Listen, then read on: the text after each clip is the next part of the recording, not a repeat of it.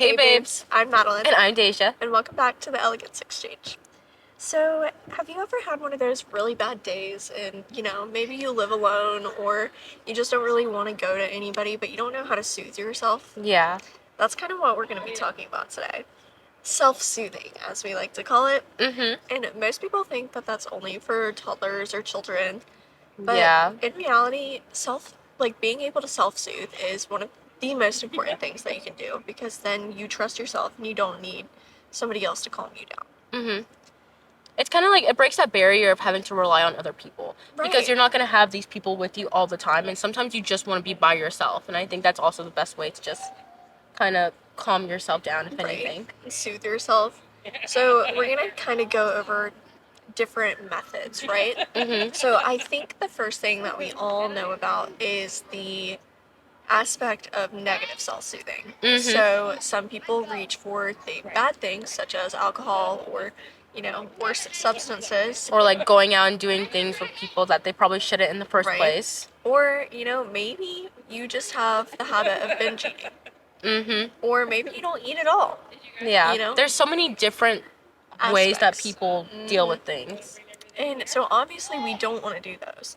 So, how can we take that negative, habit and turn it into something better? Something that'll actually benefit you in the long run.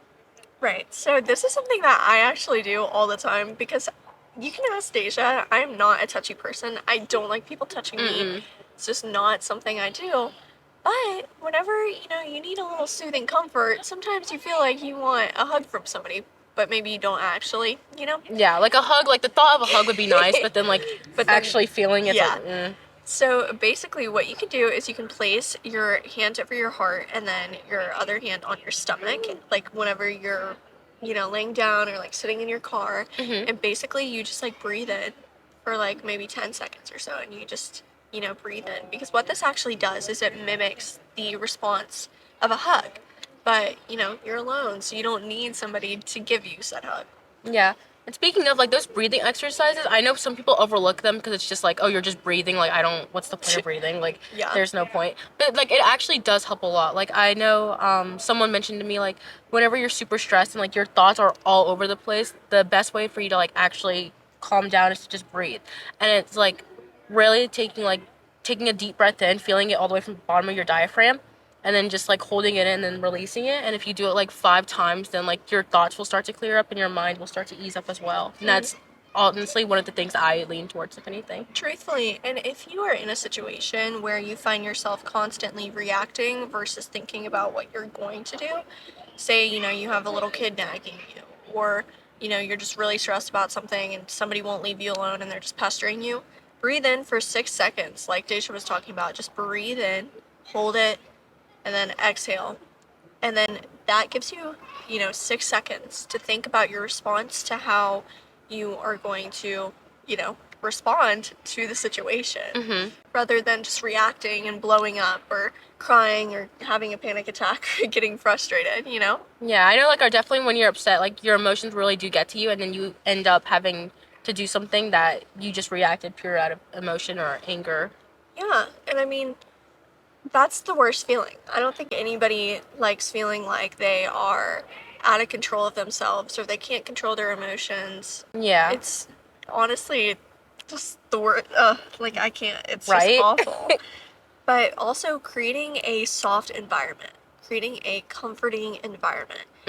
And, this does not have to be something that is actually real, okay?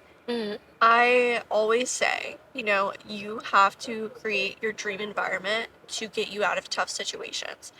I used to perform in high school, right? And I would get so stressed out.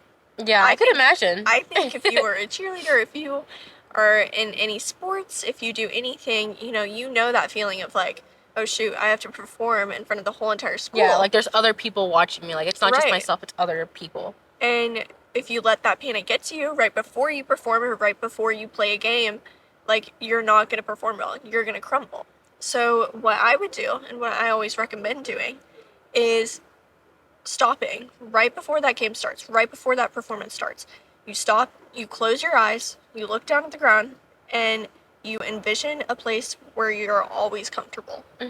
So, like, maybe it's the beach, maybe it's the park, maybe if it's with your mom or your dad or your significant other, you know, just always envision that beforehand, and that helps soothe you so you don't have this crazy fight or flight mode situation.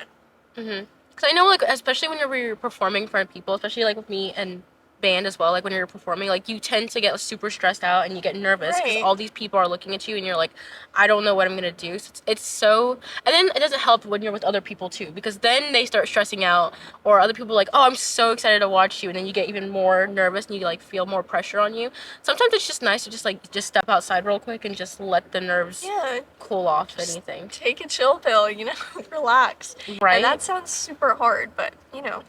And sometimes connecting with just things around you, like nature or family, friends that you haven't hung out with in a while. Trust. Honestly, it reminds you that there's so much more to life than what you are going through currently. That the portion of panic or the portion of worry that you're dealing with in the moment is going to subside, and it's just a small, tiny little fraction of your life. It's not going to last forever.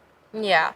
Or, like, my big thing too is, like, I've been reconnecting with nature a lot. Like, I just go outside. Like, if I'm ever stressed, if I'm stressed about something, or if I'm upset, just go outside. Yeah. Go outside. The world is so much bigger than whatever you're dealing with, and so it kind of gives you more of, like, a freedom, and you kind of feel fresh and relieved. It creates that alternate reality. You know, you can be anything when you're alone in the woods or on the beach. You know, people don't know your life story. They don't know what you're going through. So just play it off. Right?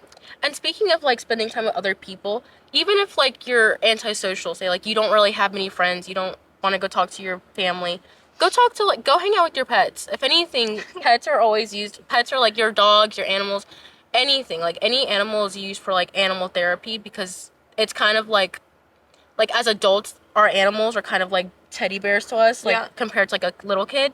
So our animals are just a comforting way just to soothe us. And, like, cats are always there, like, you know, go play with your dog. Go take your dog to the dog park, or go, you know, throw his toy out. Or even with your cat, like, just lay on the couch and just let your cat come to you and head with them. And I mean, they oftentimes know, you know, they know that, like, oh, my owner's stressed, or, oh, you know, just hang out with them. Yeah, exactly. It helps soothe you. It gives you, once again, the mimicking of an actual hug from a person. Or, you know, say you don't have pets, go to the animal shelter and just volunteer. Right. Just spend your time around animals or things that make you happy, and it will give you all of the benefits. So yeah, I know this was a relatively short episode. A lot shorter than our other ones, but still some very good points. But I feel like if you're going through something where you need to self-soothe, you know, you don't really want a super long episode. So this was just kind of a quick, like, hey, take a chill pill. Here's some tips, here's some advice. Yeah. So yeah. And everything, and there's a method for everyone. Not everyone has the same method of self-soothing. So go and play along. If if that thing doesn't help you, go try another method, because I'm sure you'll find something that does. Exactly. I hope this video helps you guys. helps you guys out just a little bit. But we are on a lot of forms of social media, so if you want to follow us on there, we're on Instagram? We're on Instagram, Spotify, TikTok, YouTube.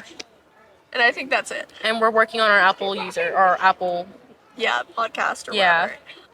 So yeah, but definitely leave a like if you like this video and want to see more stuff like this.